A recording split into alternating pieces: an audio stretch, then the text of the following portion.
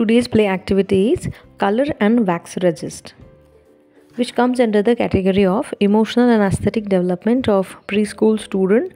So this play activity can be shared with preschool teacher or parent who have the children of the age 2 to 6 years old. The objective of this play activity is to develop the sense of design and color and to develop eye-hand coordination. For this we need a medium group of students, and material required is wax crayon, white or any light color, or wax candles, paper, pencil and watercolor.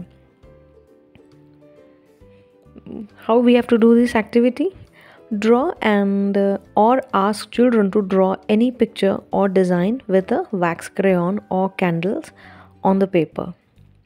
Then ask the children to paint over the whole paper with a bright weight color. The wax crayon or candle will resist the paint and the drawing will be visible. He play activity आहे colour and wax resist, ज्यामध्ये मुलांचा भावनिक विकास आणि मुलांचा सौंदर्य अनुभवाचा विकास होण्यास मदत होते. ह्यामध्ये मुलांनी कलर वॅक्स असतील किंवा कॅन्डल्स असतील ह्याच्या मदतीने आपण मुलांना ड्रॉइंग काढायला सांगायचं आहे किंवा कुठलं डिझाईन एखादं पिक्चर काढायला सांगायचं आहे.